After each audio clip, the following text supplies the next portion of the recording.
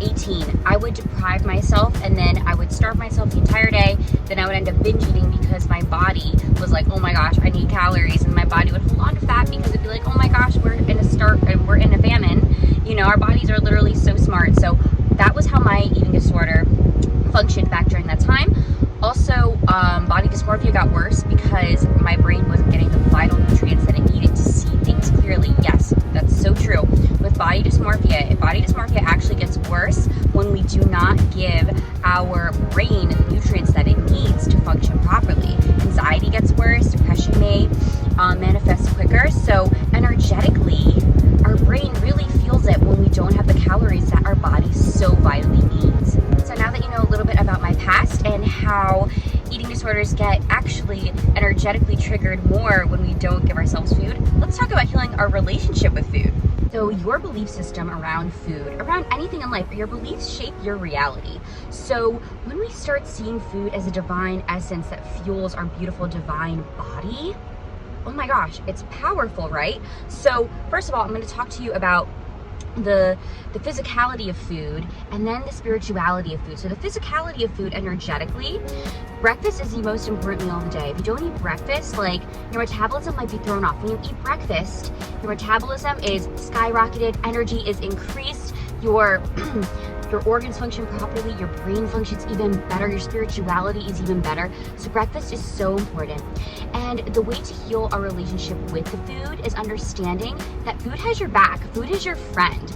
Like, if you have an eating disorder, if you're having trouble healing your relationship with food, I used to feel like food was so bad and like it was out to get me and everything like that, but no, that's actually far from the truth. And allow this video to shift those limiting beliefs. Food, it is what makes you function. Food is what makes your heart beat. Food is what makes you enjoy life. It's what makes you energetic. Food is your friend.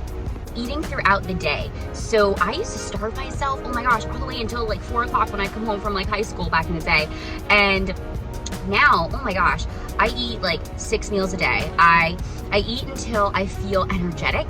You know, I no longer overeat, but I eat throughout the day. I graze, I eat wholesome foods. It's about the wholesome foods you eat too. But also it's about allowing yourself to let the truth set you free that your metabolism is strong. You can enjoy fun foods too. Like, have cake now and again. Like, don't deprive yourself. Like, when you're at a party and everyone's eating cake, don't be like, oh my gosh, I'm on a healing journey, I can't eat cake. No, oh my God, eat the cake. That is part of the healing journey. The healing journey, like, you know, a lot of us who are into spirituality, some of us are like, oh my gosh, I have to go full vegan, do all this stuff. But it's like, that might work for some people, but it didn't work for me, and it might not work for you. So, but if it does, hey, that's great. But true deep healing, yes, like, do the vegan thing, do whatever you want.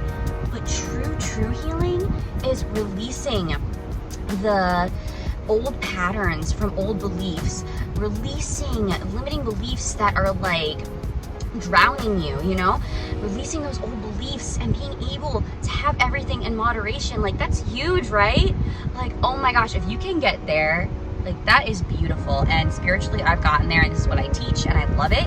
And believe me, if I can do it, you can do it too, guys. Okay, so now the spirituality behind healing your relationship with food. So what I do is, so I used to be like afraid. So right, I'm actually eating right now. I'm having an amazing protein smoothie.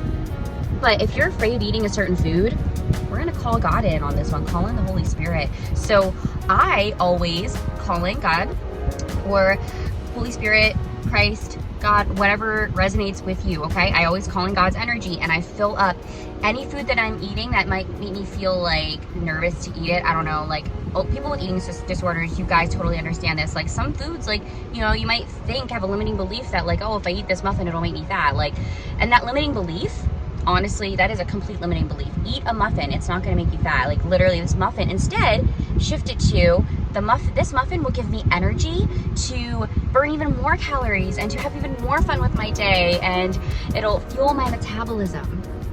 So the way to spiritually infuse God's energy into foods that make you feel nervous, what I do is I fill up all of my food with God's gold, light, and love. That's what I do. And I ask God, I say, dear God, please charge this food to the highest frequency that is for the highest good for my mind, spirit, and body. And I envision God's gold light going into all my food. So do that with foods that you might feel like you haven't healed a relationship with yet, okay? I mean, I want to get you guys, I love helping getting you guys to the point where like, I can have this ice cream. My body is beautiful. My body will burn up this ice cream beautifully. It'll make my booty beautiful. It'll make my upper body glorious. Like, when we can get to the point of these amazing positive thoughts, your body actually will transform. Like with eating disorders, we want to, I feel like when I had an eating disorder, I was just like, I didn't like my body the way it was, and then that manifested the eating disorder to be worse. But when we infuse our foods with God's energy and heal our limiting beliefs, and actually eat, like, you can achieve the body that you want to achieve, but in a positive way. You totally got this, and I believe in you guys so much.